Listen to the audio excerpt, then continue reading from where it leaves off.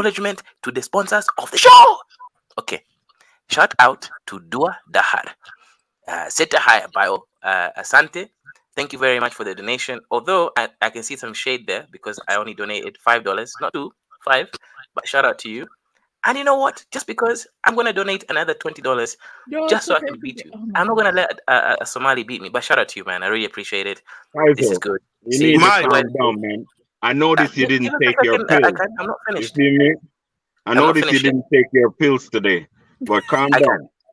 Give us a second. So Okay, shout out to Dua Mike. Dahar. Let me just say this, please, Mike. There are Ghanaians He's nurses bad that are right and now no, in Kiaru, I I must think finish my acknowledgement Jamaica. of the sponsors. Listen, you cannot be speaking over the sponsors when you are dusty Pan-African. Okay? So shout out to Dua Dahar, shout out to Brian, shout out to Eri Rude Boy, shout out to me, shout out to Artifact Popo, and all the sponsors of today's show. We do appreciate it. But yeah, the Dusty Pan Africans can continue the discussion. Okay, so I was telling Mike, I think Ghana and I think was it that Barbados, they've got an exchange of nurses. You know, Wait. there. We're talking. The other sponsor of the show has come up. Shout out to Chris OP for another beautiful $20 super chat. You must be donating from an iPhone product. Shout out to you. So appreciate it. Really appreciate it. Also, so, the FBA dollars. Yes, that's you see the money's coming. That Muzungu money is good. So exactly, the Muzungu money is going. This is what Pan Africans should be doing, sponsoring these shows instead of just talking here for free and talking about how we're doing things. To Niger, Icon Fire, and the other guy. You guys and Kifaru, you must be helping the content creators because we spend hard time to make the show. So shout out to Chris. I do donate. Okay, true. You have. Niger, never seen even round from him, but it's okay. We know he's on benefits. I'm old school. I don't know how to. You guys don't have a clue, but it's all right. So shout out to Chris and Rangolis, Rude Boy. Shout out to also Dua Dahar. Shout out to that Somali girl over there, and everyone else who donated as well. Tell us when you're done, Kaizo. Tell us when you're done. We appreciate it. That's all I'm gonna say. And also me. Make sure you also thank the great Lord King Kaizo. Thank you.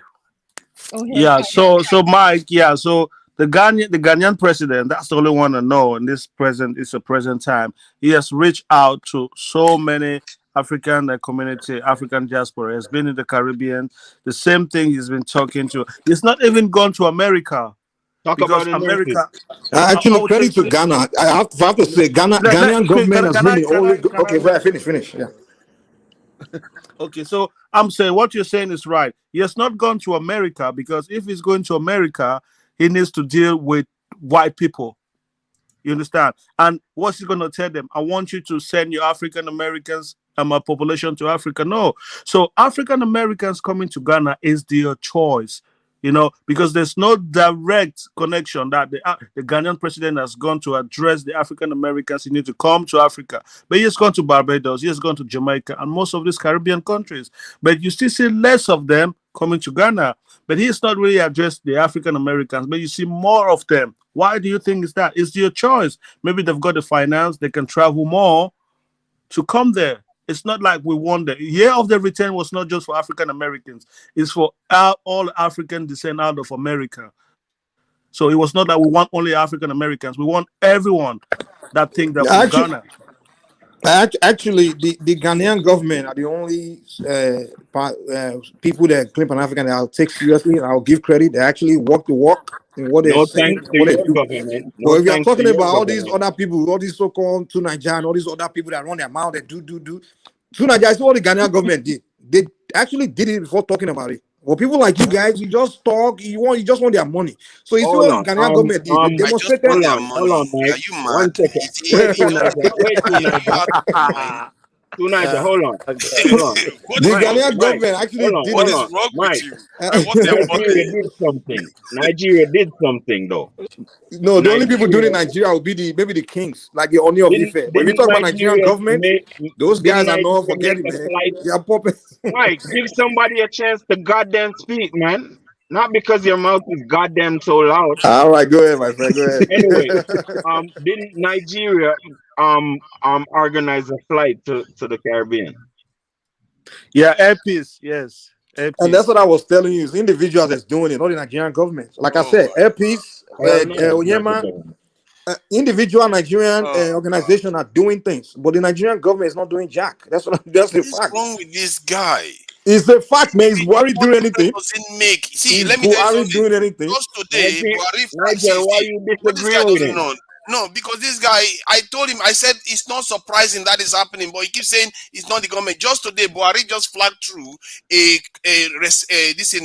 rapid response force for the African continent. Get the fuck out of here, man. The African continent is looking to put a force together. Buhari just traveled to the Middle East. Buhari that just traveled to the Middle East to go and give condolences to the dead Saudi priest of the Middle East. This guy sit there.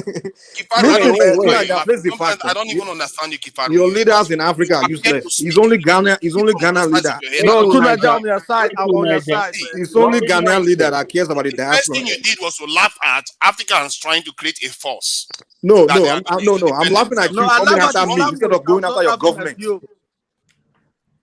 Pardon? I was laughing at this language, not at you. What you're saying is good. No, but we were talking about what has Nigeria. Okay, I asked Daniel the same question. Like Cameroon, I would love that Cameroon do something like to really accept, to reach out to diaspora, people that thought they came from Cameroon, and invite them just to come and bring accept that, okay, we accept that you were from this continent. For those who want to come back, because as I said, there are a lot of Africans, Americans who don't care about Africa. You will not force them. For those people that think, okay, that's my road, that's where I belong, give them the opportunity to tell them, oh, you're welcome. At least just do that, so that they can come and find refuge. We live in the West, yes. Sometimes if I stay in the West so long, I have this I feel racism. I just go back to the continent. I have a cool head. You understand? But if I think of someone that has not got nowhere to go when it's faced with racism, I feel the frustration. I don't know if what I would do if I had to live all my life in this racist world, that I don't have some kind of a backup to go and refresh myself.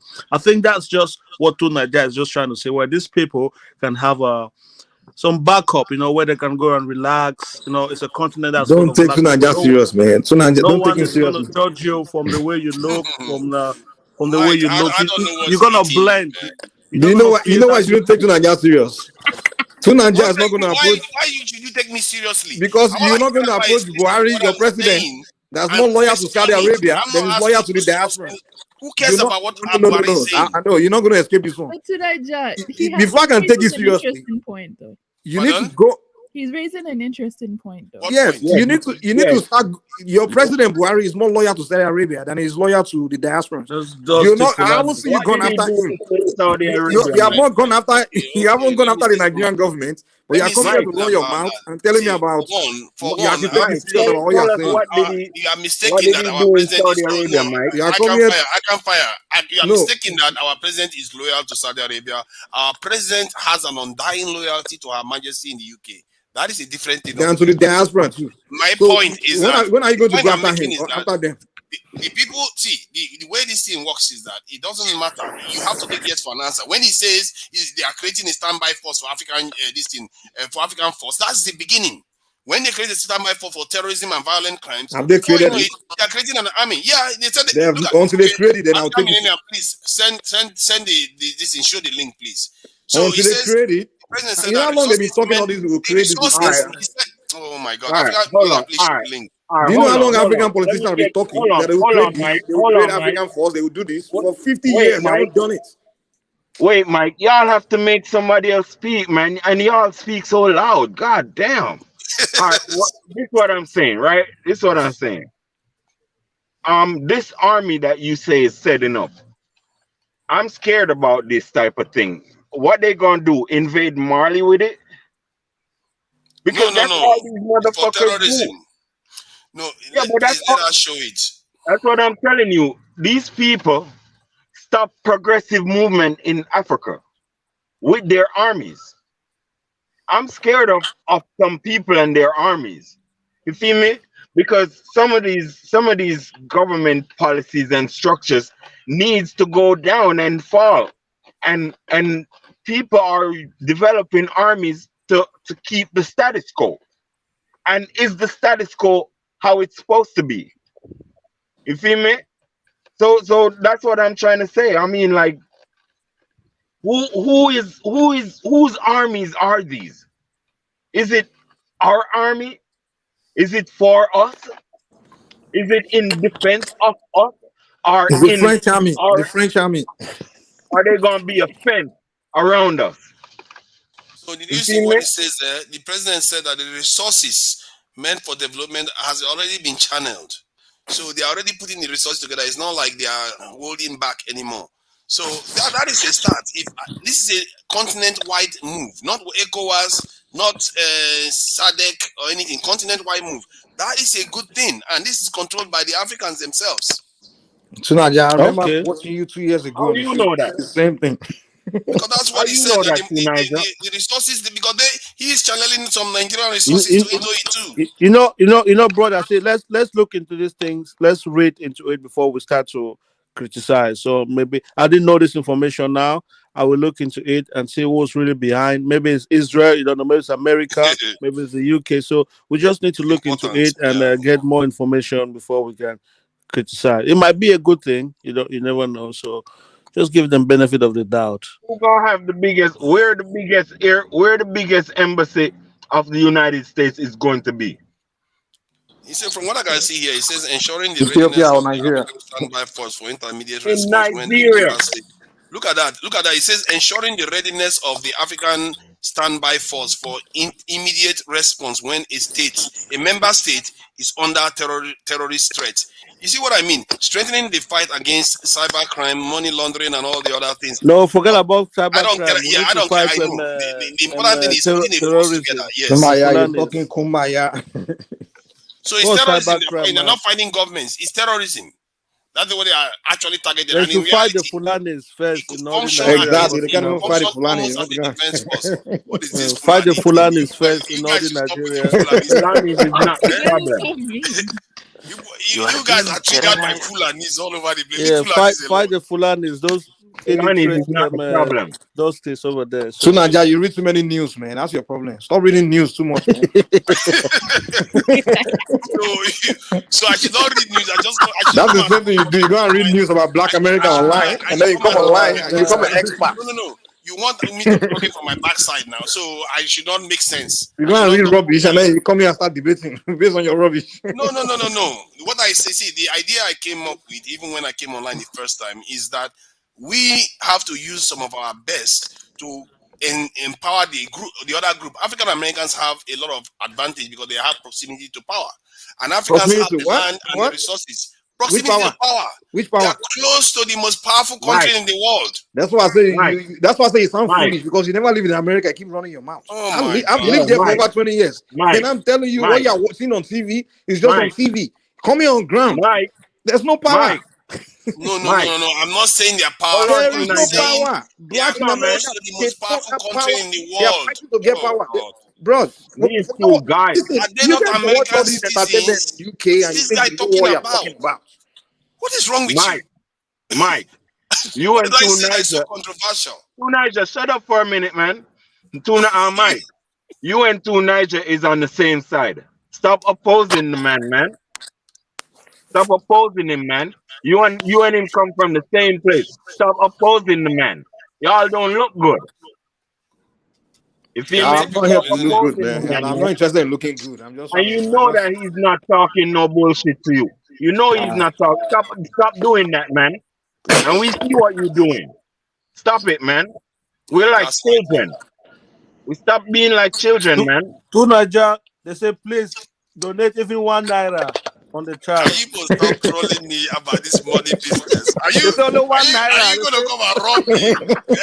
Can you believe my money alone? Please, You know, Nigerian currency, the exchange rate is really terrible these days. They say just £1. It's not going to go anywhere. So you talk a lot, man. But at least it'll be your money for your mouth. Did you know that France is the terrorist? Yes, we know. Did you know that Denmark, Germany, they are the ones shooting up Nigerians and chasing them out of the place, along with some boys. They are the ones doing it. They are the terrorists. So you think Buhari is setting up an army for those people? You serious? Mm-hmm. It's not setting up army for them. He's setting up army for. See, Nigeria doesn't talk Pan-Africanism. I think they probably act the most Pan-African in the continent. Those Northerners don't care about Pan-Africanism. Nigerians make a lot of sacrifice for that continent that people don't even know about at all. Those Northerners That's are pan-Islam. They don't care about Pan-Africanism. So when you get a Saudi president, you should introduce Pan-Africanism. Northerners care about Pan-Islamism. They don't care They are about pan-Islam. Pan-Africanism. Yeah, claim Islamic Army. Yes. So that's a problem for you, Nigeria. You need to sort those people out if you want Pan-Africanism. Yeah, many of them do share some Pan-Africanist view. You know, they are not all as brainwashed as you think. They are They intellectuals. Who? They are not Besides Ghana, name who?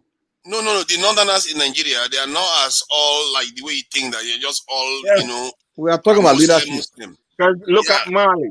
Look at Mali. Is Mali pan-Islam or pan-African? Pan-African. Oh. And yet it's a Muslim nation. They in the north too. But see, they're not crazy like Nigerian Muslims. They don't fight their people. Have you seen them doing that? Northern Nigeria is a colony it's of interesting though. Nigeria people are dying all the time. But in the US, do you know that in 2020, 45,000 people were killed by gun-related violence in the US? 45,000 in 1 year, 2020. That, for me, I don't even know how they managed to cover that up. I don't know. Because Nigeria, the moment anybody dies, it's on the front pages. No, you know something, because Nigeria, most African countries, we don't record stuff. You know, we don't even have the data to know how many people are dying. But in America, they do have that data. I think that's the difference. If So we are you start saying recording that in people Nigeria dying, we are losing more than 45,000? No, but what we're saying is the numbers that we're getting from Nigeria is not accurate. Maybe. Believe me, Nigerians, you know, the moment anybody dies in Nigeria, it's on the news. Even when Okada hits somebody and they fight and kill somebody, it's on the news. It depends the town. It depends the town, Metro Nigeria. If it's those big cities, Lagos, Abuja, you will know. But if you go to some dusty suburbs, you will never know. Where there's no media. Those ones are normal deaths now. Those ones are normal deaths now. Which are normal deaths? Which one is the normal death? Like somebody dies of diseases and other, you know, all kinds of different things. Pardon? They don't register in the hospital. What are you talking about? You don't register deaths in the hospital in your country. I don't know, but in Nigeria they do. They don't really register the men. Yeah, they don't really register things like that. They just register some. No, but deaths from gun-related violence is different. If somebody goes they record the death like violent and all those ones. Because they will report it to the police now. Come on, they will report it to the police, and the police. Okay, to Nigeria. Do you know the statistics or the data of how many people terrorists have killed in Nigeria? Yes. How many? I think it's around 10,000 or so. The last time I checked with Boko Haram, and that was over some years. It's not like over 1 year at all. Boko Haram doesn't kill that many people. It's just the terrorist attack. Yeah, no, of course, gun-related violence is really low in Africa as compared to America. Even can compare. That is just a fact. But we've got some 5,000 in 1 year. No, that is on a different level. Yeah, you can't compare gun-related violence in Africa and America. We have own things, corruption, you know. Yeah, some kind of issues, but not like gun-related violence. Armed robbery, you know, for stupid stuff, but what that tells me that people don't care too much about whether you are violent. It's how you package it and whether there is prosperity there. People don't care. If you like, let's see, be 50,000, 100,000 in America that die a year, people will still be going there because there's prosperity there. Yeah, I have to agree with you on that one too, Naja. For the first time, I agree with you today. I think we have reached a hiatus. Yeah, there's definitely more gun violence in America than just like violence that leads to death. There's more in America than in Africa. Yeah, of course. I think America. I don't know South America as well. You show the American continent. You just got everyone there's a militia. Yeah. America is I can fire. What about gun violence in Jamaica? Is it bad? I think more people dying in Jamaica than Africa. With gun violence. What? Hell yeah. Yeah, Jamaica is. I heard Jamaica is really tough, man. When it comes to that killing. We don't hear enough a lot of them these days. I'm connected with Jamaica. It might be almost 2,000 people already since the year started. Wow. I think Cameroon gun violence is almost like zero. There's nothing like gun violence in Cameroon. It's like zero. Yeah, even Nigeria that people talk about is dangerous. Nigeria, you hardly hear There's gun. nothing like gun You hardly violence hear related gunshot, crime in man. Cameroon. I never heard anything like that. It's like zero. In Ghana, they don't even have guns. Even the police, I don't even think their soldiers have guns. In Nigeria, hold on.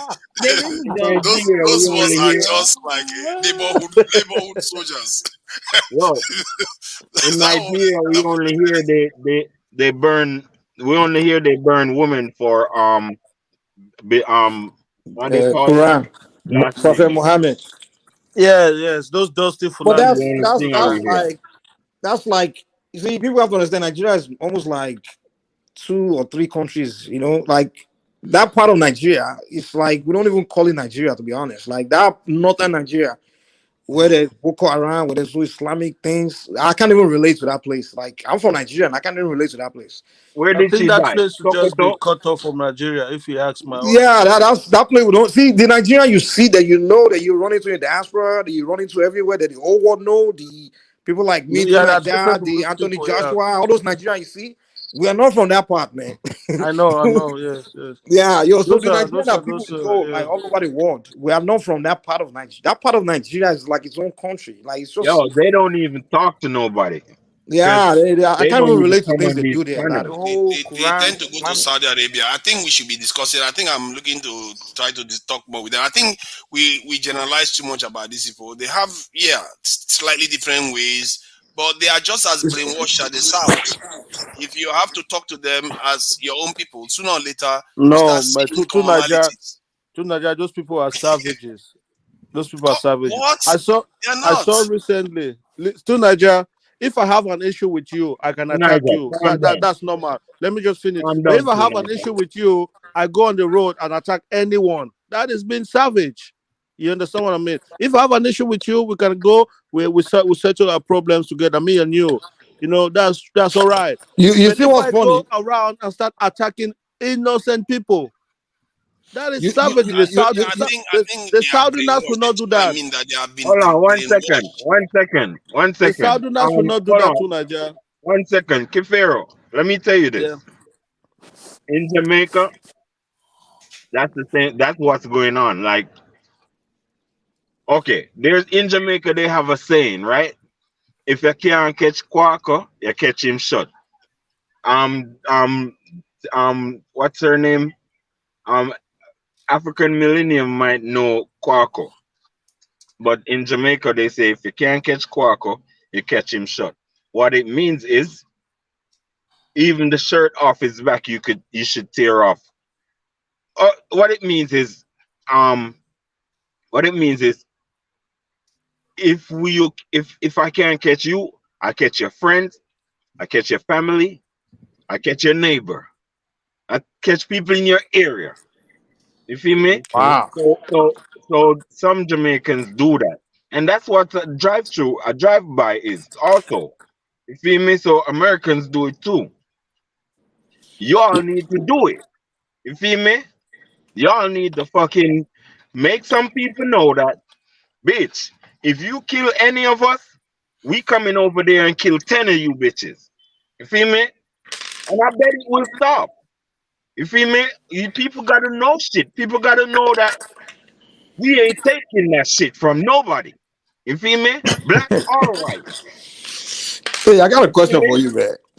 You see, we are living in the U.S. I live around a lot of Caribbean people, man, and I noticed like the Jamaicans, in, compared to the Trinidadians, the Saint Lucians, all the other Caribbeans, you guys tend to be more aggressive, man. Like, and then when I ask Caribbean people, why can't the Jamaicans tend to be a little more aggressive than the rest of you guys?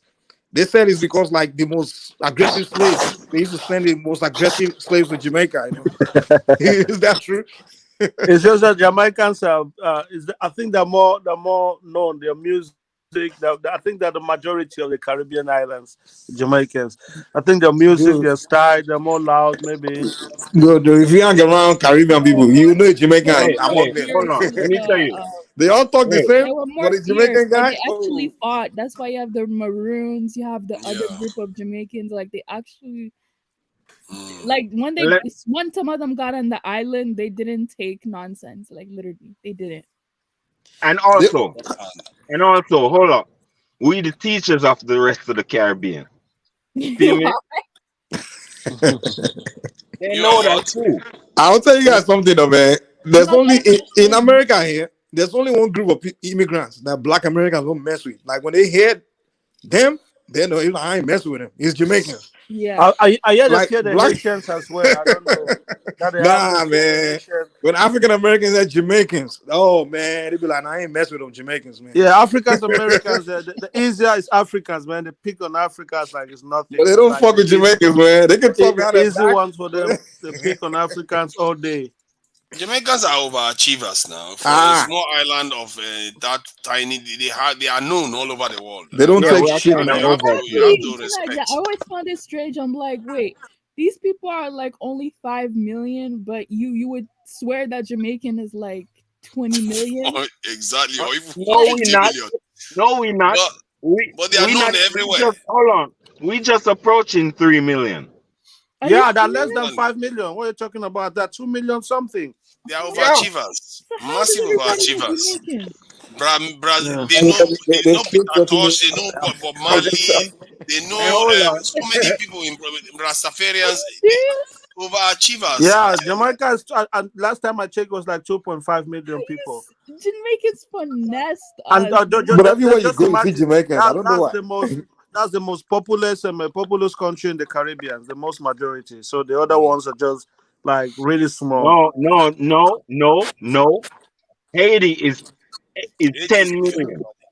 Okay. No, I mean the Yeah. island. Even It's Trinidad, I Haiti think an Trinidad island. and Tobago has more. No. Is Haiti considered Caribbean? Listen. Yeah, no, yeah. Just, It's in the y'all Caribbean. just listen. Haiti is our neighbor. Cuba is our neighbor. So we are between Haiti and Cuba. Cuba is bigger than us. And I think they have more people. And Haiti is bigger than us. Our Haiti and the Dominican Republic is sort of bigger than us. But Haiti have 10 million people. You see me? Okay. But we only have almost 3 million. 2.8, something like that. Yeah. That's true. But I've always found that fascinating. Go ahead. But we get to understand that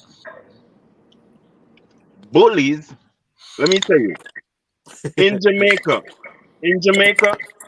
you see the short guy, the tall guy can never.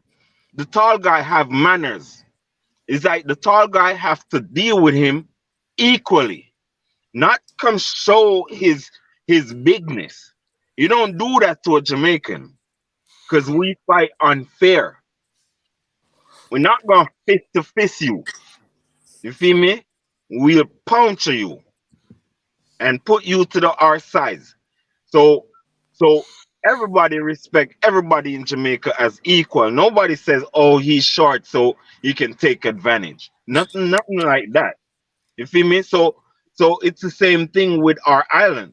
Not because we have a little island, you think we push over.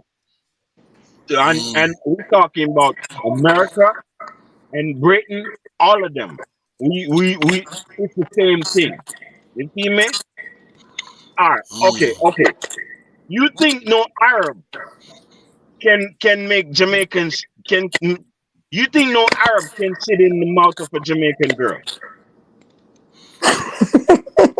You don't know that. You don't know that. Jamaican girls are quite cutthroat. Bro, that shit not gonna happen. No, I can fire. Shooting on Nah, your Jamaica mouth don't take shit, man. They don't not my take shit from fault. anybody. Yo, Jamaicans, no, you can't mess with Jamaicans. See, one thing I like about Jamaicans, though, man, the Jamaicans are like the most peaceful people when you like just that peaceful, like getting along with them. Yeah, But when it's time for like violence, violence, they down for it. They say Nigerian men are always scared of Jamaican women. Is that true? They say Nigerian men are not scared of no other women, but they're scared of Jamaican women. I don't know if that is true. No, they might be. No, I think they're more scared of Black American women. Nigerian men scared of Black American women. I don't know about that, but they're scared of Jamaican women. Hold on. If Nigerian men is scared of Black American women, then they're scared of Jamaican women because they're all the same. Yeah. Yeah, it's true. I know a lot of Nigerian women going with Jamaican women. That's No, actually, Nigerian men fear Nigerian women more though. I mean, we're more scared of our women because Nigerian women are. Whoo, I Are mean, you sure? yeah, if Nigerian man is scared of Mm. a woman, it's a Nigerian woman. Trust me. our women they are more calculating, but the Jamaican woman, if Nigerian women are more you step out calculative. online, man, the Jamaican women, if you step out online, man, they could ruin you instantly. So, yeah, they have that hot streak. But funny No, enough, Jamaican women. No, actually, Jamaican women don't have temper, dude. No, oh no, my God, then you have not dude. seen No, no, no, no, no, no, no, you've no. not In seen anything relationship, there. no. Jamaican women in relationship, they are very submissive to their men. Oh my No, God. even more than African women. No. Nah, That is the opposite, More man. than an Not in the African UK, woman? not in the Jamaican UK. women are very good in relationship, dude. They are respect. They No, they are respect their good. men. It No, doesn't mean they're Yeah, but more than an African woman? yeah, they're more Hell respectful no. to their men than African women. I think so. I oh mean, no, Hell oh no. my I God, observation. don't think no. so. No way. Ah, They will put a fuck in your eyes, man, before if you mess with them.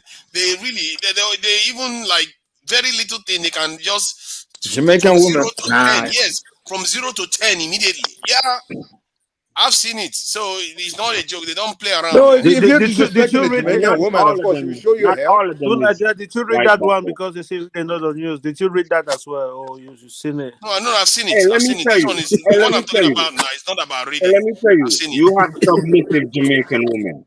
You do have them.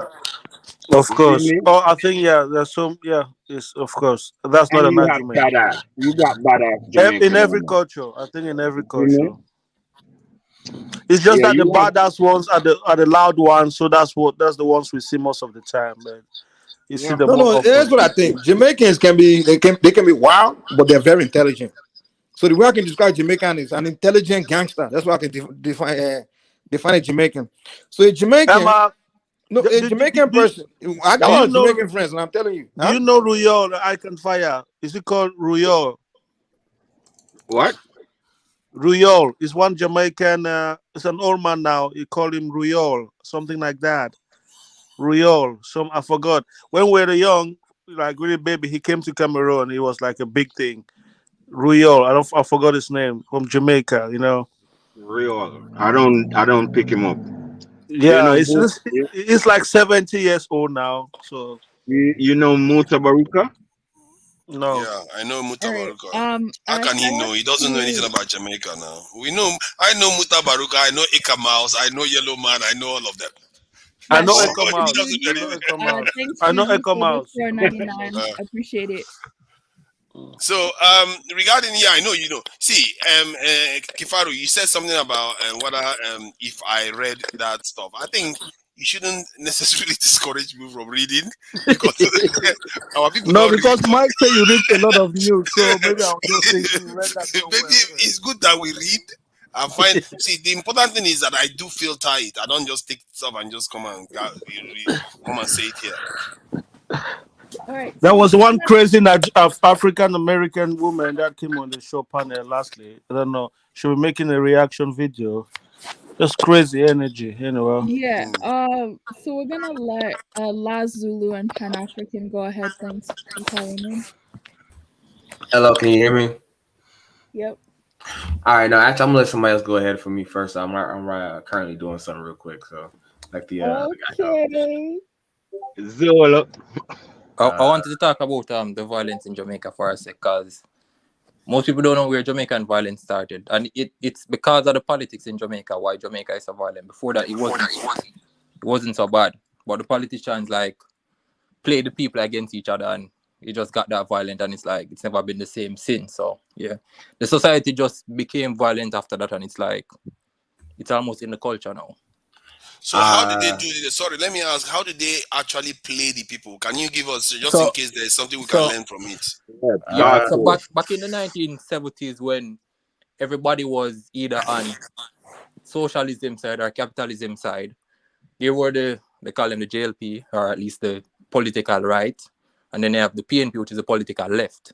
So you had one guy Siaga and another guy Manley, and they would just shoot at each other, basically in the streets. Like these supporters would shoot at those supporters. So a lot of gun came into Jamaica from mostly America, but other countries as well. And I know Cuba was helping Manley because they were on the socialist side, and America was helping Siaga because he was on the capitalist side. So they were sending guns to their people, and from those guns went into Jamaica and the place got violent. It never really went back down. So who actually destroyed Jamaica? Chinese. It's a combination of things. Chinese. Yeah, it's P. No. It's P. It's the United States. It's not just the United States. I mean, you had a lot of politicians. I'm not gonna lie to you. They started doing some real shady shit to their own people. I don't understand. What you talking about? Clarify. All right, hold on. Give me a sec. I'm gonna pull up the. But I can. What I'm saying is that everybody is to be blamed though for it, not just the United States. No. I don't do that type of bullshit. You feel me? I don't do that type of everybody blames bullshit. All right, let me ask you a question. Let me tell you something. Hold on. Let me tell you something. Hold on. Wait, man. Let me tell you something. Y'all have no idea the power of money, and y'all underestimating the power of the United States. You see me? And the power of the United States overwhelmed Jamaica and their little thing. You feel me? So don't think that that shit gonna work. Let me tell you this. You feel me? It's totally the United States that destroyed Jamaicans' character. You feel me? And it's like we are little people in this little place. You feel me? That we are censored. We got this mainland, stupid little bitches called America. You feel me? Where they started instigating because it's the same thing with Ukraine and all that stuff and Africa. You feel me? Cuba was building schools. Cuba was building universities. Cuba was building a lot of stuff for them to be in par, for us to be in par with even Cuba. You feel me?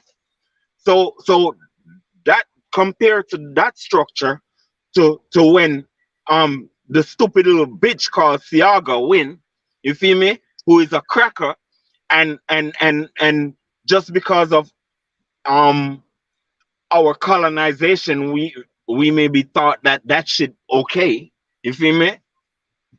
So when they force guns in our neighborhoods and shoot up the PNP and stole the ballots and that bitch called Siaga won, you feel me?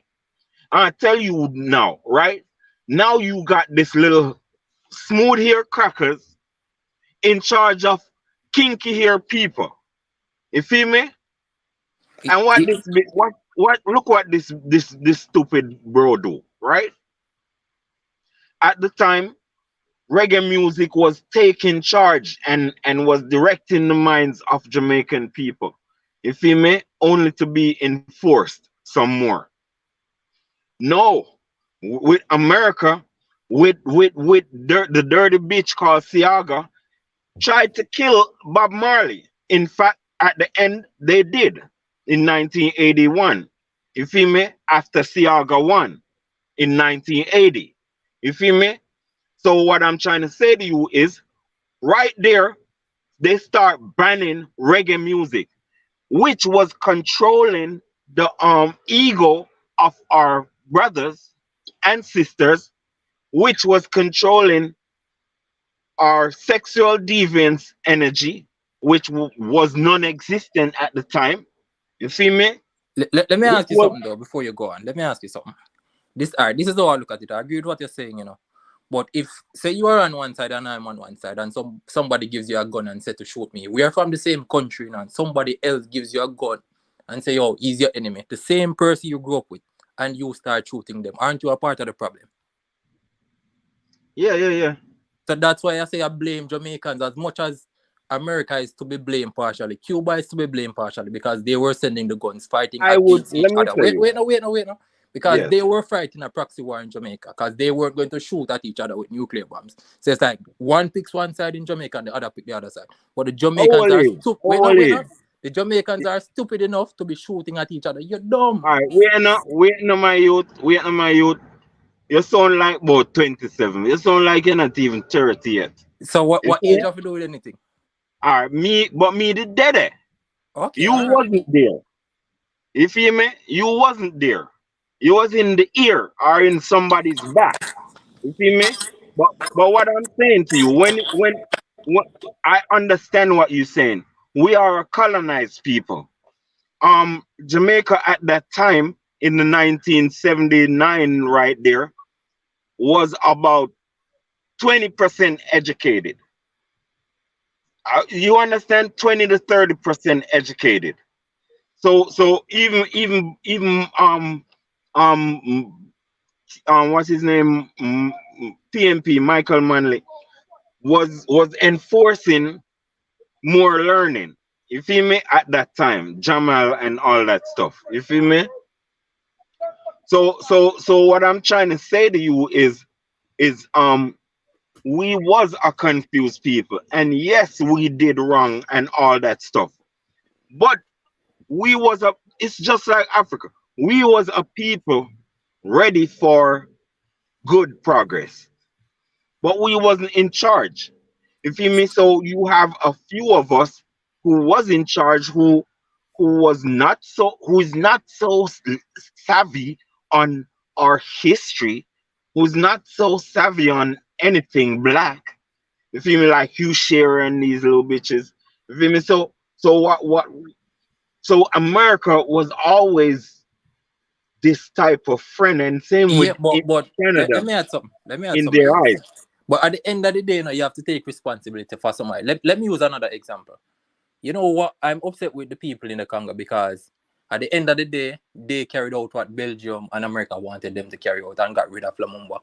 Remember when it was Congolese people, that did that, Look at Haiti with Aristide. It was Haitians that pushed him out. Sometimes you have a good leader that's in your best interest, and you help the person that's against you to get rid of that person that's in your best interest. You are partially to be blamed as well, yeah.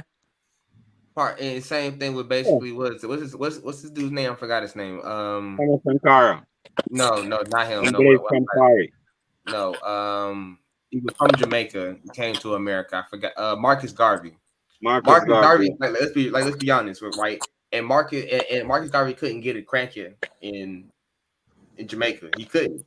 Honestly, he could not. Every time he tried necessarily to push the people in any direction, they fought him. This is documented history, literally. Wait. What movement was he doing? The first political party in Jamaica. But my question is, all right. But it never survived. It never survived. He did not get far in Jamaica. Exactly. But he has his branch up to this day of the UNIA in Kingston. I understand. We understand that. We basically saying hindsight 2020. We're looking at the past from the future. You know what I mean? So hindsight is, like you said, it's 2020. But he came to America, exploded right then and there because the people there necessarily were energized. They were ready necessarily. They quote unquote had the will. They had the drive to go do whatever they quote unquote. Let me tell you what I think. No, don't cut him. Hold on, man. Go ahead, yellow shirt. Go ahead, American. Oh yeah, I'm saying that's just what it was. It's like that at that point in time, the people were not in the mode or the mental state necessarily to do that. Like in America, when he came to America, it's like it's fertile soil basically. If you throw anything or fertile seeds on fertile soil, it'll grow necessarily, right? Because it's the proper environment for it. When he came to America, he had the proper environment necessarily for his ideas to grow, and they did. And that's like literally. No, his idea didn't throw like that in America. It's not like they followed him like that. Shut up, Mike. They didn't follow him. No. Mike. You don't study Marcus Garvey. No, fine. You're misunderstanding me. I'm not talking. Fine, listen. Don't study Marcus Garvey, Mike. You don't listen. You're not paying attention to what I'm saying. How you gonna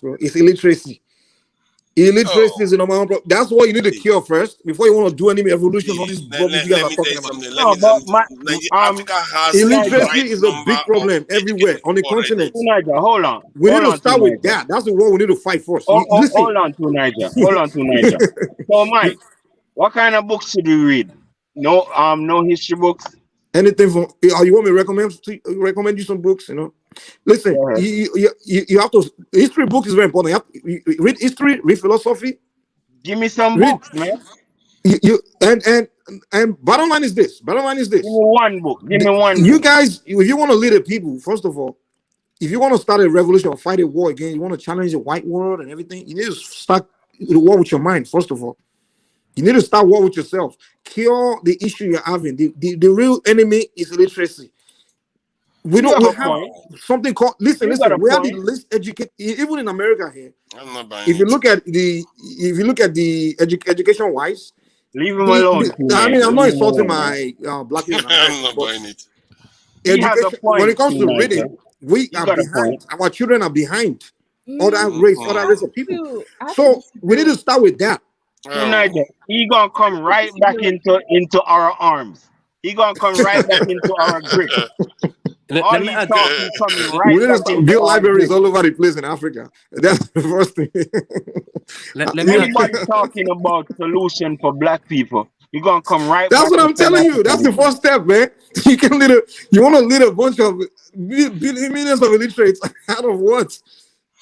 See, let me tell you something, Mike. How many people were that as educated as they are today in the ancient Roman kingdom or the ancient Songhai kingdom? What kind of education? Well, I wasn't there. But the point I'm trying to tell you is that to bring people together, it's not about education. It's about letting. Yes, it's not about education. It's about letting them understand your common interest. You have to jump in, Jamaican. Jump in, my lord. We have families in Sunaja, listen, when you come with a brilliant idea to save your people, right? And you have followers, they don't have the brains or they don't have the intelligence to understand what you're doing. Guess what the enemy will do? He will give that. Listen. You guys talk about your leader. You cannot explain it to the people in simple language. Okay, let me explain in simple language. Let me explain in simple language. Let me explain in simple language. Those people you mentioned in the past, hold on. You two Igbo man. And just quiet you down too with emotional. somebody That's else your problem, talk, man. You making Jamaicans look bad, man. Most of my Jamaican friends are smart. Yoruba man. You two Yoruba man. Just chill out, man. I thought Jamaicans are intelligent gangsters. Well, you sound like a dumb gangster right now. Come on, relax, man. Come on, man. Mike, stop that. Listen. Come on, stop it. Listen. I know you're a gangster, but it's fine, bro. Act like a smart gangster, man. Come on. That's how you started What am I doing? What am I doing, man? You're not being smart because you're being just emotional. You're living on your own understanding. You can't be open-minded. Y'all not making nobody else speak. That's why I'm acting like that. Well, let me finish my statement and you speak. You know, let me give you an example of the leaders of the past. Mike. Okay, Mike. Please, one at a time, please. The leader, Mike. Okay, thank you. Tired of your goddamn voice, man. You just on and on and on. Okay, thank you. Go ahead. The leaders in the past, right? They had the ideas, but the first thing they failed to do was educate their people, right? And then the people didn't know what they were leading them to. They didn't even understand their leadership until years later that we started looking back and like, oh wow, they didn't know this was what Kwame was saying. They were realizing later down the line. But back then, the first thing they probably should have done was just educate their people first before they started leading them. So Mike, today, that's what I'm proposing today. Let's go cure illiteracy on the continent before we start facing white man. Okay. All right. Thank you. Mike, let me add something first, guys. We need to try to control so everybody can get to speak. So I just wanted to answer the guy that left. I am Zolo, whatever his name was. So he said something about Marcus Garvey popping off in the US versus Jamaica. And I think I do understand why.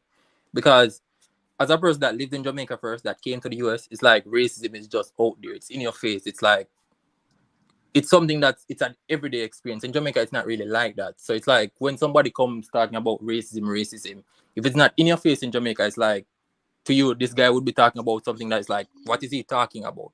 But in America now, where it's like, these people go through this thing every day, like their jobs, every morning, they're dealing with this thing. It's like, it's going to pop off there. So I do understand why Marcus Garvey coming to America would pop off here easier than in Jamaica. Because in Jamaica, it's like racism is something that it doesn't really affect us like that. We have colorism. Go ahead. No, that's what I thought. Yeah. So we have colorism. So that's one of the main reasons why Marcus Garvey never really took root, because we have this, like, he was too black.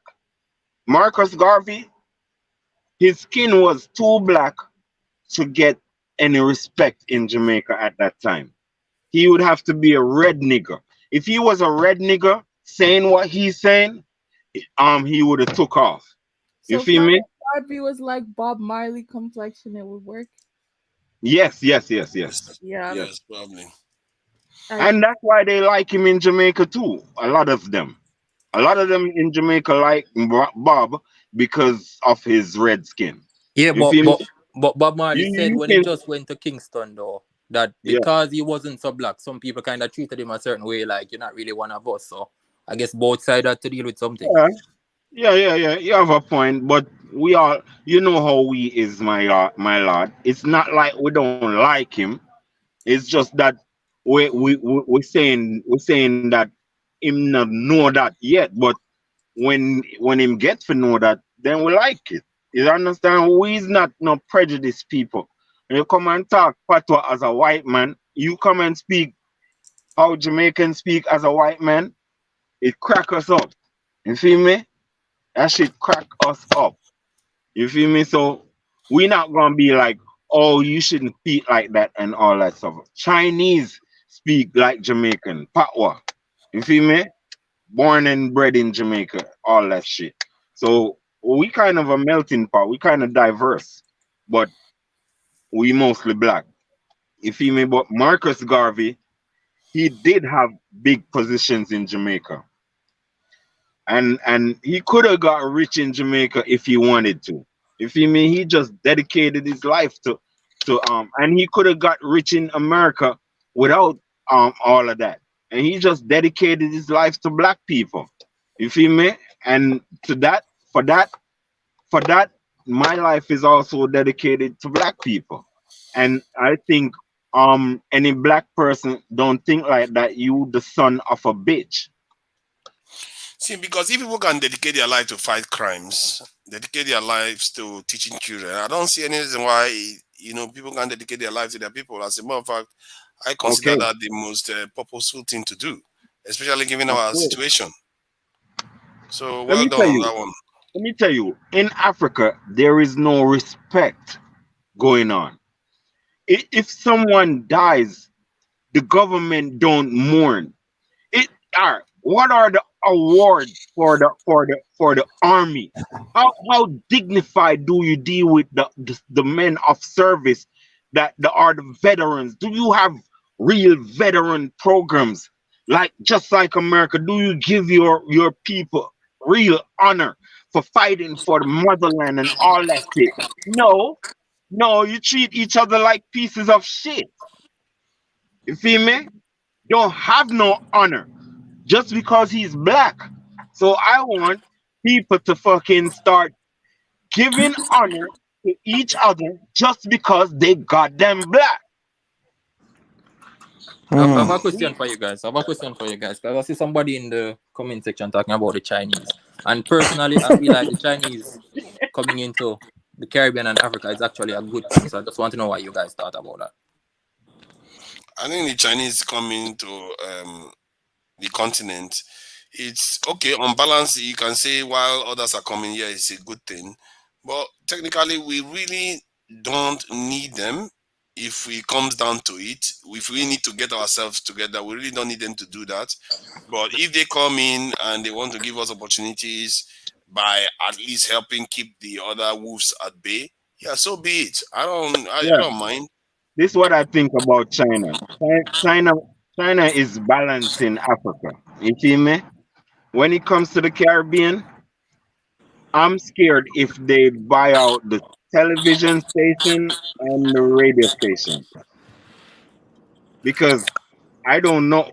They are people that regulate communications very well. So that means when they start putting their hands on these badman Jamaicans who act like they are so much badmen, nobody gonna know. You feel me? Because they already bought out the news um communication system. You feel me? So a lot of people don't understand these are the ways that Chinese work. You feel me? They are trying to get all all right, just like in China, they make sure all communication is dissected and whatever. You feel me? All their people. So they are monitor people. I don't like those type of people around me. You feel So me? let If me ask you I'm not something, Icon. doing, Let me ask you something, Icon. Oh, you sure America not monitoring all those computer systems that you have? I'm not sure of that either. I know that I don't trust Americans, bro. Hold on. I don't prefer Americans to Chinese. Hell no. Hell no. I think what we need to start doing is how to become advanced ourselves, so we can make these things ourselves, and don't have to rely on the Americans and the Chinese to do it for us. You know. See, we know I that the think to China. me, listen, Okay, listen. go ahead. To me, I think that's the direction we should be focusing on. And that's the new Well, strategy we should be well, trying to carry we, out. we in the Caribbean is waiting on you bitches in Africa to catch up. Exactly. That's what I'm saying. That's what I'm saying to Tunanja. Instead of Tunanja coming here to tell Black Americans to come and do it for them. You see, now you are doing the same thing I'm you joking. did I'm to joking. Icon Fire again. I Listen, Man, never here's just the said deal. that. calm down, Tunanja, man. here's a new Calm Pan down, Africanist Mike. movement. I never Mike, said that. calm down with the I'm comedian joking. I'm shit. joking. I We said I was don't want joking. to laugh. We don't Okay. want to laugh. Okay. Listen. Okay. So I see. You said a fantastic point, man. We on the continent, like the Caribbean, the diaspora, they're really waiting. You know.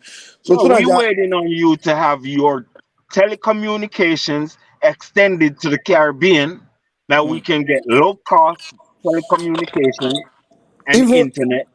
We're even waiting even on you bitches. yeah, you're right. In fact, as a matter of fact, even the Caribbean countries should be part of the African Union. You know. So to me, that's my own vision. I'm more like into that kind of stuff. You know, like hey, I every mean, we black Caribbean already the country should sixth be region. We already have a certain degree of respect in the yeah. African Union, but we waiting on the countries to develop Yeah, their to what you advance. call it, their own um to Facebook, to Instagram, to that, Yeah. Africanize it, get it Mm. free, so we can say um tear down that wall over there in Europe and they didn't hear. You feel me? And we And want to. Yeah. actually, I think if Africa builds that's a what social we media right now, that social media has a big chance because any group that wants to emancipate or like free themselves from the clutches of the West, you find that they create their own form of social media and basically their own form of internet. The Chinese Right did, the now, Russians did, the Indians did. If because you can't, all of us. one Do more you know what is thing. happening? Let me say something. Do you know what Yeah. our people are doing right now? All many black people have WhatsApp groups. We have family WhatsApp group. We are submitting everything to them. All our lives we are It's submitting it to true. the West. but all We we are forget doing that on the internet is dancing WhatsApp and we forget that WhatsApp is an American company. All of them we are submitting all our stuff. Google, YouTube, all of them are in American hands. So we have to remember that when we want to move ourselves away from this, we have to create our own. And that's why I say So this is what there I is a want to say $1 billion tonight. opportunity in Africa right now to create these things because in the future, Africans will want to move to their own. So Niger, one thing again. Hold on. Isn't it the Nigerian who created the internet? And you know what that means? Don't that mean that if you all try to take it over, it's already in your genes to do so? here's the deal. In Nigeria, here's a problem. Like Did you hear what I said? they don't yeah, I saw what you're saying. Yeah, I saw what you're saying. Like so many times that people come out in Nigeria, they're trying to invent something or come up with something, actually invent things. The people don't believe in themselves. Like you come out and say you have an idea, you want to do something, you find the government does not invest in their people. Yeah, African countries are the only countries they don't have science academy where you design academy where you discover people like there's a study that shows that among every humans, yeah, right? I think that's stupid. Yeah, that's what I'm saying. It's very stupid. That's why the stupid things we do. That's why do you think I come here angry that we're talking what we should not be talking about? These kind of things what we should be talking about when I'm talking right now. Like You, there's a you study. got a Nigerian kid making a drone. Exactly. And And the government don't grab that They nigga and don't be grab like, him. yo, we gotta promote you. Exactly. We gotta So send many, so many children born every day in Africa. Like yo. actually, do you know what was so funny? Like they say among every human, like about 3% natural they're born genius. You understand? About 3% of every human are born genius. And then scientists were actually doing research to find out which part of the planets they will find like people that are born with there's something they call like something gene like that. Like it Africa, has, and mostly yeah, they were doing Nigeria. that research. Do you know that where they found the most of those kind of genes were in West Africa? Do you know that? Oh, of course. Yeah, that's where they found it. They were doing All research, right, boss and man. guess Wait, what? wait, Guess wait, what? wait, Yeah, wait. Who you think invented the washing machine? West African. Who you think invented I thought that most was of a the black things that American. we using? yeah. Most Black Right? Americans come from West Africa anyway. You know. I thought that was a black American that invented the washing machine. Yeah, Yeah, he wouldn't have existed if it wasn't for West Africa. Well, true. You feel and, me? and Marcus Garvey, all of his intellect and all of his persuasion, whatever he got it from West Africa. do you know the story of the Sierra I Leonean asked a kid? question. Hold on. I asked Yeah. a question in the chat to African Millennium. I said, if a tree grows, if a tree branch, or can a tree branch blossom and bloom pretty flowers and pretty fruits without its root? Can a tree branch do that without its root? Mm, You see that shit? yeah, the roots. Yeah. Yeah. Unfortunately, see, we all been brainwashed to dislike our roots. That's one thing. So Like, or not even nah, trust our roots. but You the know what I'm saying? fact, hold on. What I'm saying is, it don't care what you like. Listen, it don't matter what you like, what you think you like, what you don't like. None of that shit goes above facts. You feel You're me? right. You're right. Yeah. So, all right, Jamaica with its phenomenon approach to the world that the whole world know them and all that. So it's all due to goddamn West Africa or the whole entire Africa. Yeah. West African gene. Yeah. There would be no black Jamaicans if it wasn't for Africa. Don't let nobody trick you and don't let nobody tell you nothing different. These little people who are trying to separate, I just tell them about their shit and they're lying. They are just hypocrites. I don't let people speak to me like that. I don't, because I know you're a little hypocrite and you lying. I You can feel always me? ask you something But before you fire go. is the deal, man. See, Wait, Mike, before you go. everybody evolve at a different pace, you know. So rather than Ask spending me if I energy, care. huh? Ask me if I care. I Ask want to me. ask you something before I go. So, what you think about Indian Jamaicans, Chinese Jamaicans, and white Jamaicans? Because you speak a lot about the black Jamaicans. Do you see them as Jamaicans as well? That's the last thing I'm saying before I No, leave. all right, What do all you right. think about them? Okay. I love that question, my lord. I love that question, and I'm going to just leave it to what they think of themselves. Do do the Chinese Jamaican say they are not Chinese? And we Jamaican, we the black Jamaicans call them Chinese, no matter how long they fucking was there for hundreds of years. We call them Chinese. Also, the Indian. Does the Indian say he's Jamaican and not Indian? No, he say he's Indian and he from India. In fact, they deal with their curry and their Indian music, ting-a-ling-a-ling-a-ling-a-ling, in the neighborhood. We know that. Don't say I know, Mr. P. You know, and also the white bitch. You think the white bitch know think that he's Jamaican? You think the white bitch think he's Jamaican? They all know they're from Europe. We are the only ones playing hypocrite. Here, we are the only ones playing hypocrite. We call the Chinaman that was born in Jamaica for hundreds of years. We call him Chinese. We the Negroes call him Chinese, but we wanna fucking call ourselves just Jamaican. We fucking Africans. Stupid Wow, you bitches. know, we see.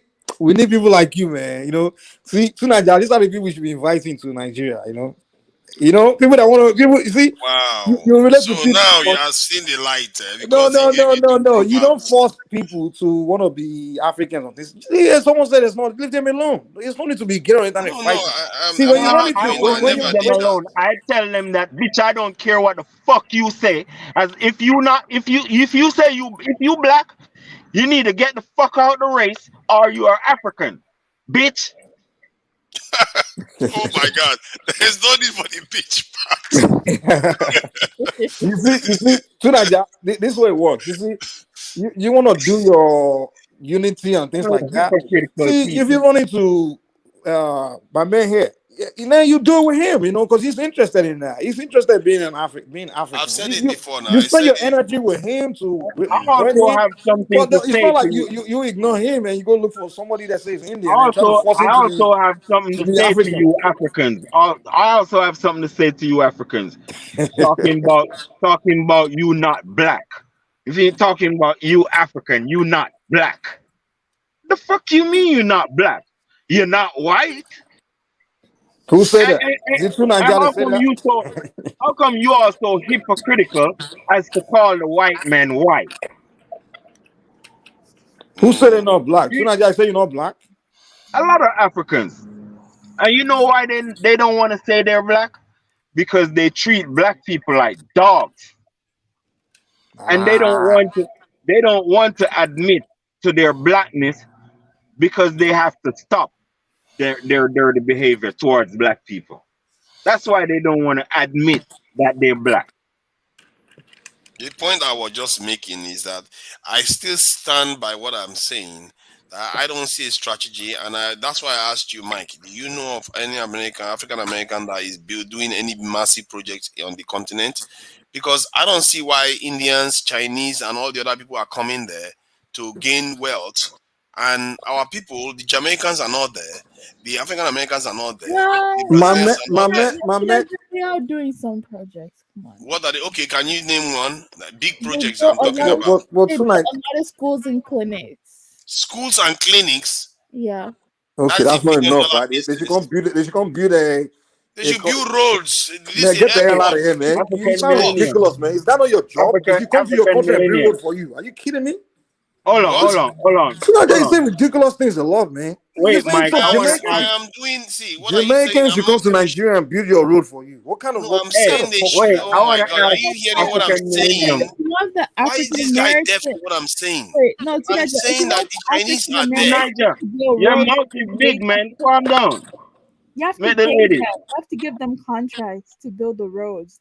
Exactly. You're not even offering a contract. You wanted to come and use your own money to How come and are build your road the for you in How are the Nigeria. Chinese doing it? How are They're getting the contracts from Indians your doing it? government. That's why they're doing it. They're getting But contracts, that billions, and is they're what ripping I'm your government off. saying. Then is that not what I'm saying? Are That you offering them contracts? Are I you just offering said. Jamaicans contract? Are you offering Black Americans contract? So Are that's you what I'm looking saying. That for they us? should be going for the contract like the other people are doing. That's what I'm saying. African They should be going millennium. for that so Hold that on they to can be able Niger. to make as much money as the other people too. 1 It's going second to to benefit Niger. them. 1 second. 1 second. African millennium. Can I come to Ghana and do galancy? Um, I want to do some galancy. I think so. Sure. Hell no. Dr. Afu, Hesitated. Dr. Adu is locking up everybody. Apart from the one that are not being locked up. So it's a very simple concept. I don't know why whenever I say that, it triggers Mike. When I say Chinese people are in Africa doing this galamsey that you're talking about, Indians are making money and all the rest. Then when I say our fellow black people should do the same thing, he gets crossed about that. Why should he Yeah, get why crossed you about so that? mad, Mike? You know you are Chinese. fuckery. That's fucked up, Mike. I don't get that. I really don't get that. No, why are you No, cross no, about no. our own Listen. people taking advantage? No, hold on. Black people not supposed to survive. We supposed to beg Mike Suffer when he forever passing by the market. while he's Okay. educating the children Let me answer your question, to keep Tunaja. suffering. Tunaja.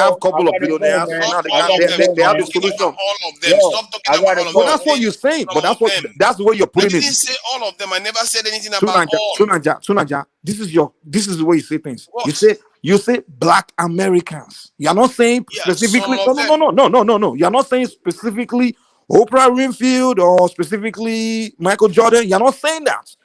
All you're saying is That is what Black I Americans, mean. because in your mind, the Black Americans you see on TV over there in UK, that's the way all of them live. They're all doing great. They're also and so they have money they can blow, so they have what it takes You to come go and build a around and army on the do you continent agree with and the change your life. concept? Do But you agree me, with the I've concept lived that there the for 2 African decades, and I'm telling American you take that that's not advantage the of? reality.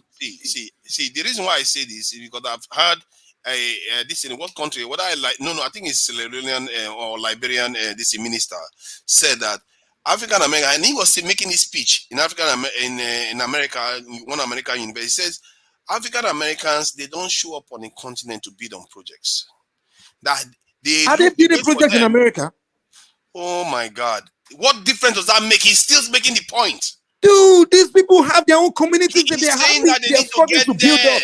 They Oh have my listen, God! What is wrong with this guy? ask African He's millennial, I saying believe that to they live need in to be there. America. It doesn't make any Listen. difference. The point Can I'm you trying to let me prove to finish you what is he said? you're sounding ridiculous He's to saying anyone that that lives in okay, the America. minister too is stupid. He doesn't know what he's doing Because he's never lived in look at the America man. either. He thinks like you. He lives over there in Look, Africa and watch TV oh and my thinks God! every Black American is rich. They can come over there and change your life. That's your problem. But anyway, I'm done for the night, man. Goodbye. He went to the university that he was in before. He went to the university that he was in before, and he made the point that African Americans are not there bidding on projects on the continent, and that if they were taking part on projects on the continent, they could use that to build their own communities in America too. That is what other groups are doing, and I say that here, and this guy just goes crazy and starts saying that we should not do that. That is some mad talk. I don't know what is wrong with people. Really, they won't take yes for an answer. If everybody says we should be separate, then they'll say, oh, the Black community is always separate all the time. What kind of crazy people are these? When people come together, you say they should not come together. When they separate, they say you should not separate. So some of these people just speak from trauma. They don't even understand when they get a result, and they don't want to say yes to it. They just want to have a problem for every solution. So I will leave it there.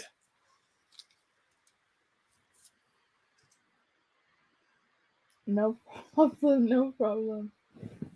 Thanks for calling, and I guess that is, oh my goodness. Okay, so I guess that's a wrap. That's the end of the stream. What did you guys think? What did you guys think about?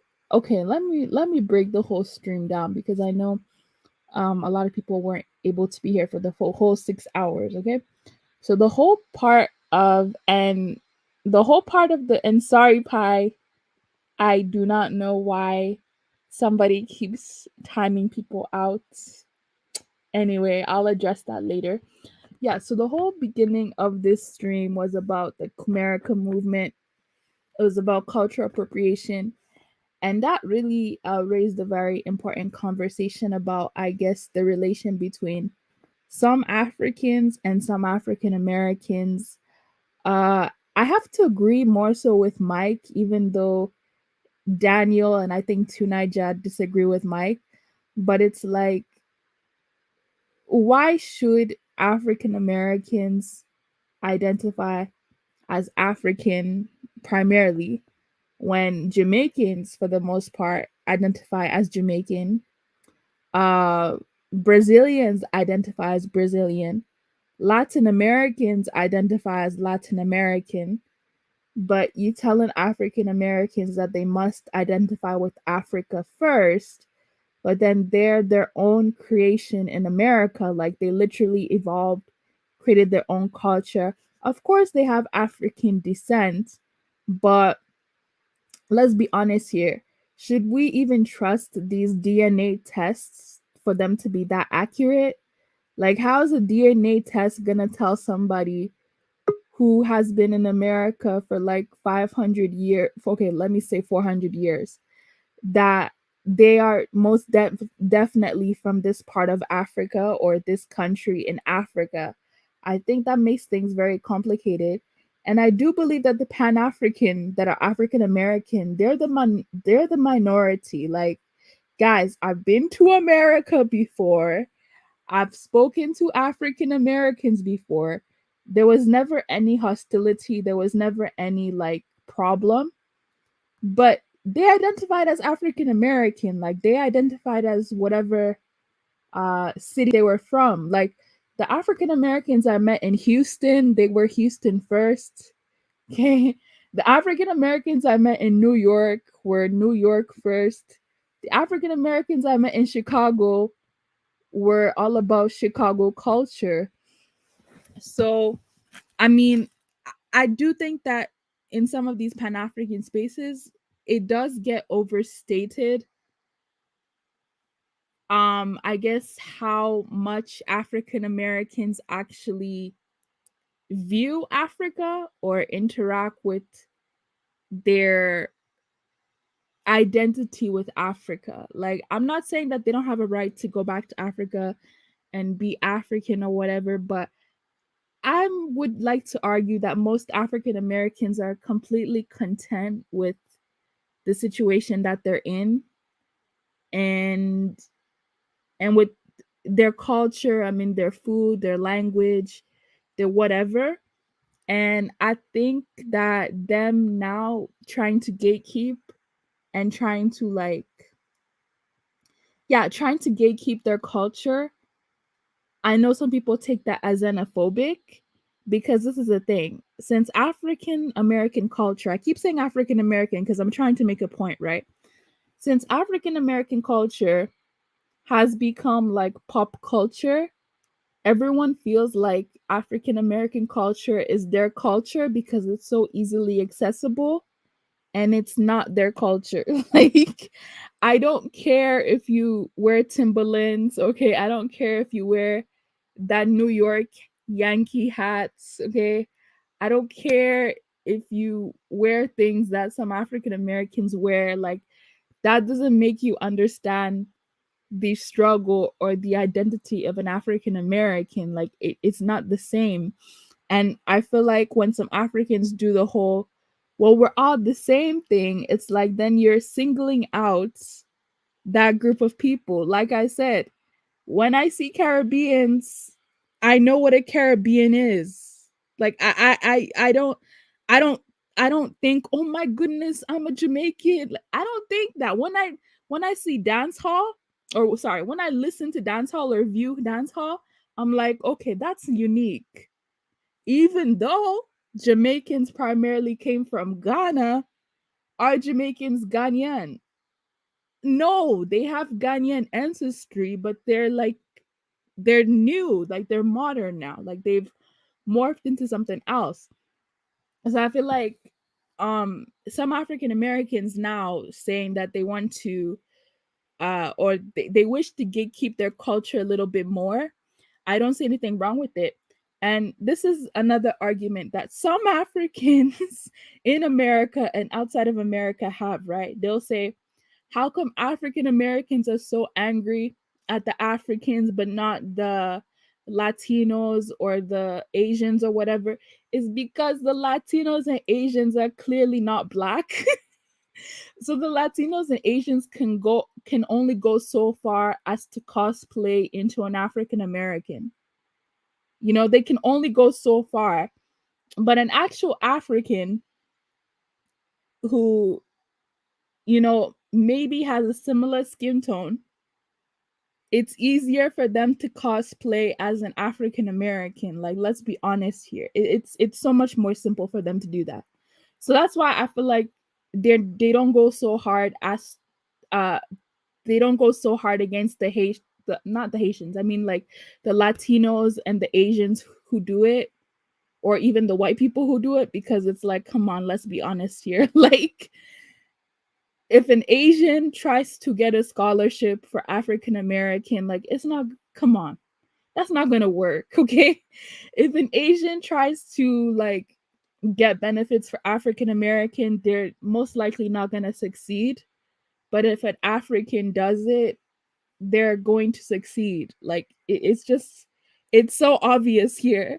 So that's why when some Africans go like, well, they should be worried about the Latinos are the ones that are going to take over. Like, I think it's a bit different. I think it's a bit different, with the exception of New York, because New York is a crazy state. most Latinos are not really like that, so I don't think they're really concerned about that. But anyways, what do you guys think? I definitely think we're gonna be doing the ADOS FBA conversation again next time, because this was a segue into what I wanted to talk about next week. Like, are ADOS FBA as bad as we claim that they are? I actually don't think they are. I know people are gonna cancel me. They're gonna say that, I'm being biased, and I probably am, but I mean, I've met them in person, so you cannot tell me that they're all bad when I've had actual conversation with them in person and they were cool people. Like, it just, anyway. Yeah, so I'm gonna I'm gonna end the show because it's been a really long show, and I'm gonna finish the show today with Tariq Nasheed's song. Even though it's a meme, it's a bop, and it kind of goes with the topic of today. So don't get offended by this song, guy. But yeah, I'm gonna close out with that. Thanks, guys, for being here, and I'll see you guys next week. It's the government. It's the government. The government. The government. The government. It's the government. It's the government. The government. The government. It's the government. It's the government. It's the government. The government. The government. The government. It's the government. It's the government, the government, the government. It's the government, it's the government, it's the government, the government, the government. The government, it's the government, it's the government, the government, the government. It's the government, it's the government, it's the government, the government, the Booyaka, booyaka, run to you niggas. Booyaka, booyaka, run, run, run. Booyaka, booyaka, run to you niggas. Booyaka, booyaka, boom, boom, boom, boom. Booyaka, booyaka, run to you niggas. Booyaka, booyaka, run, run, run. Booyaka, booyaka, run to you niggas. Booyaka, booyaka, boom, boom, boom, boom. Government. The government, it's the government, it's the government, the government, the government, it's the government, it's the government, it's the government, the government, the government. The government, it's the government, it's the government, the government, the government, it's the government, it's the government, it's the government, the government, the government. The government, it's the government, it's the government, the government, the government, it's the government, it's the government, it's the government, the government, the government. The government, it's the government, it's the government, the government, the government, it's the government, it's the government, it's the government, the government, the Booyaka, booyaka, run to you niggas. Booyaka, booyaka, run, run, run. Booyaka, booyaka, run to you niggas. Booyaka, booyaka, boom, boom, boom, boom. Booyaka, booyaka, run to you niggas. Booyaka, booyaka, run, run, run. Booyaka, booyaka, run to you niggas. Booyaka, booyaka, boom, boom, boom, boom. Government. The government, it's the government, it's the government, the government, the government, it's the government, it's the government, it's the government, the government, the government. The government, it's the government, it's the government, the government, the government, it's the government, it's the government, it's the government, the government, the